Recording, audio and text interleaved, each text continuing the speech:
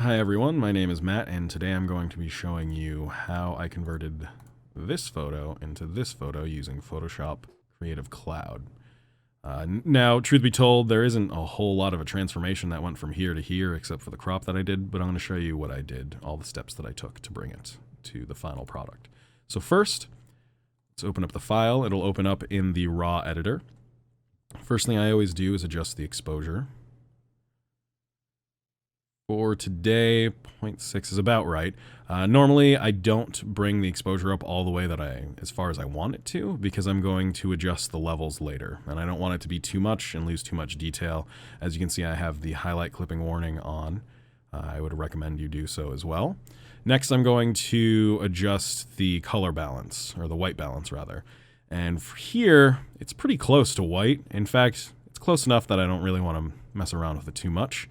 The tint, I'm going to make at a minus 13. One tip that I usually do is when I'm adjusting the white balance, unless I specifically want it to be more blue or more yellow, is I jack up the saturation and vibrance to their max values.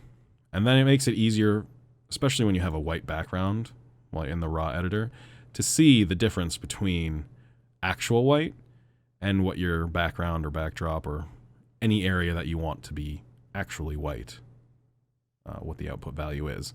So for here, like I said, 4950 is good. I'm gonna bring these back down. Another tip is if you don't want to mess around with the sliders to try to get it back to 0, or you don't want to type it in, one quick way of doing that is just double clicking on the slider. This generally only works in the raw editor. It might work elsewhere in Photoshop, but this is mainly where I use it. For me, I usually like to put the vibrance up to about plus 30, assuming that the white balance is correct. From there, that's about all I'm going to change here. I don't generally use clarity because I only use that if the photo that I took is out of focus, so I'm kind of trying to save the photo. But anyways, so I'm going to open the image. So here's our photo. First things first, what I always do is create a copy of the original layer. Rename this one original, this one edit. And the reason for this is because I like to do before and afters to compare what I've been doing to where I started, just in case I've done something that dramatically alters it in a way that I don't like. So first thing we're going to do after that is crop the image. I'm going to hold Shift, which keeps the dimensions of the original photo, and change this to landscape. I'm going to do this probably in 2 crops. One to just get in the neighborhood of what I want to see. And zoom in, crop again. This one to get much closer into the final product that I want. There. Okay. So this is what we're starting with.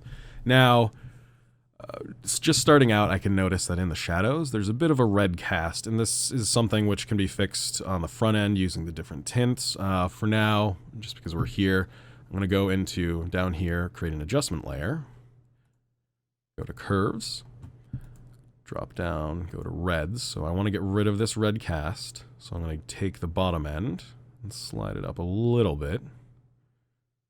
I like 23. 23 is good. And you can see that the before and after, so this was the original, this is when I took out some of the reds, it's converting it more to a green, but essentially all I wanted to do is reduce some of the reds in just the shadow areas. Good. Now next, we are going to, let's see, I'm going to remove the strap.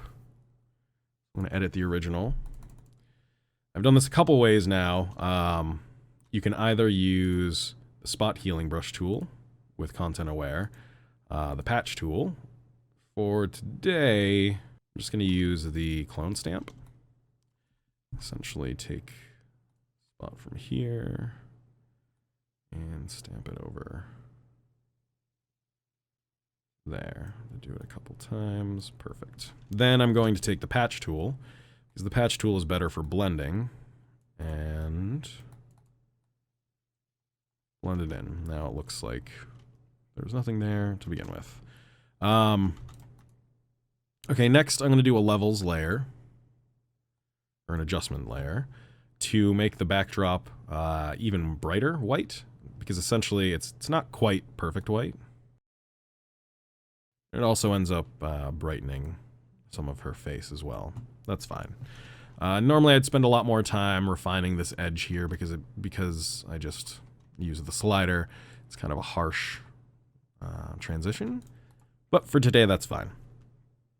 Next we are I'm going to do some of the skin changes. Now I'm going to fast forward through this part so you don't get bored out of your mind, but essentially what I'm doing is I'll be using two tools. One, the spot healing brush, and occasionally the patch tool, in order to really, what I'm not trying to do is, well, in reality, I'm skin smoothing.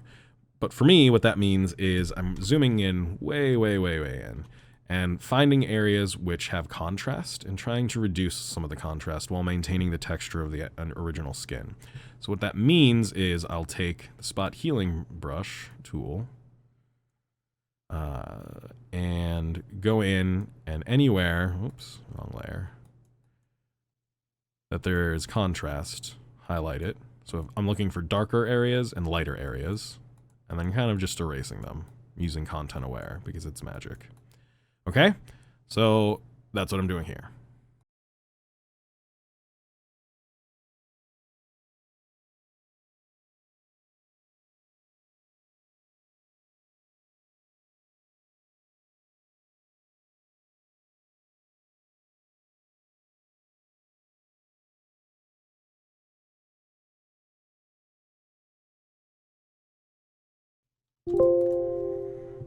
Okay, so that's pretty good. Normally I would spend a ridiculous amount of time doing that, but this looks pretty fantastic. So the last thing I'm going to do is use the patch tool to, again, there's nothing wrong with any of this. It's just, I want the focus to be on her face. And these are just distractions. I don't want you to be looking at her neck. I want you to be looking at her face.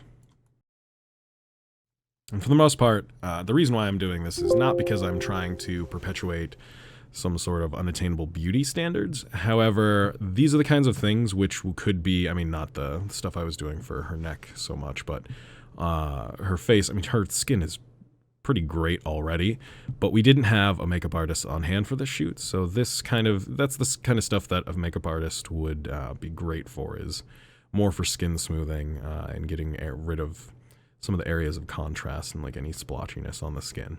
So that's why I'm doing it. Normally, you don't really have to do that kind of stuff. Next, we're going to do a black and white layer. So this will convert it to black and white. Put the black and white layer up top. Now, normally, you can adjust these sliders all day and all night to get a look that you want. Normally, I kill all the cyans, or however it's pronounced, and blues, and magentas. However, I've found that, strangely enough, I actually kind of like how Olivia looks with the magentas up a little bit. So I'll put it up halfway, a little bit more than normal. So that's good for the black and white layer. Now we're going to do a slight adjustment with another levels layer, specifically for the black and white. And here what I'm going to do is I'm trying to essentially reduce overall contrast in the shadows, but also introduce a little more contrast in the midtones. So what I'm going to do, that probably makes no sense. I'll bring this down to about 0.79 and raise the output a little bit, or a lot of bit. Yeah, that's good. Good enough. Okay, so that gives it a less contrast and gives you that dreamy or airy look from there. Okay. Finally, the last thing that I'm going to do is adjust her eye. There are a million ways you can do this. Okay, probably not a million, probably like 20 ways. But the way I'm doing it is I'm going to create a new layer. I'm going to select a pure white brush. Oh, it helps if I was in the brush. Okay, and now I'm going to make the size of the brush about the size of her iris. not including the dark ring around the outside. Make sure the hardness is 100%, and make sure the opacity is 100%. I'm going to put that right in there. Okay, now I'm going to lower the opacity to about 30%-ish, just so I can see what I'm doing. And now I'm going to change to the eraser and slowly take out probably about the area which would be covered by her eyelid. Okay, nothing on the bottom needs to be done. Next, I'm going to take out a place for her pupil. Okay, and so we're almost done. So now, obviously, if you zoom out, that's very jarring, very obvious that the eye was altered. So what we're going to do is lower the opacity even more. But actually, before we do that, what I'm going to do is, so you can't really see it in this photo, but normally you'd be able to see in the reflection of the eye, there's actually, you can see, well, you can sort of see it here. There's a reflection of the model's eyelashes. And this actually creates a little bit of a shaded area right around the top. You can actually see the line right around here. So what I'm going to do is very lightly erase the top portion because it's going to be a little bit darker. So I'm going to go back to the eraser, set the opacity to 20%. I'm going to do this in waves, so like 1 pass, 2 pass, 3, 4, and then adjust as needed. Okay, now I think that makes this look much more believable. Now we're going to lower the opacity to about probably around like 8%. And so the before versus after, her eyes are much brighter. So I'm going to lower this a little bit more, like 6%. And it looks kind of natural, or it looks real, more real than it would have. So one other thing that I usually do is go into filter and noise, because you just added a pure white circle over on the top of her eye. You need to add a little bit of noise with these settings, just to make sure, to make it look like it was part of the original photo. That's good. So again, before, after. Sometimes, right now, the sharpness, the hardness, actually I'm going to do that. I'm going to take the blur tool a little bit, just blur the edge just a little bit. So you can't really tell that it was a hard circle that was there. Perfect. Great, I'm very happy with that. Normally I might have to nudge it a little bit to the left or right. It's close enough to the center for today. And that's really essentially it. So those are all the different edits that I did. So that brings us from original photo here to here. All right, thanks for watching.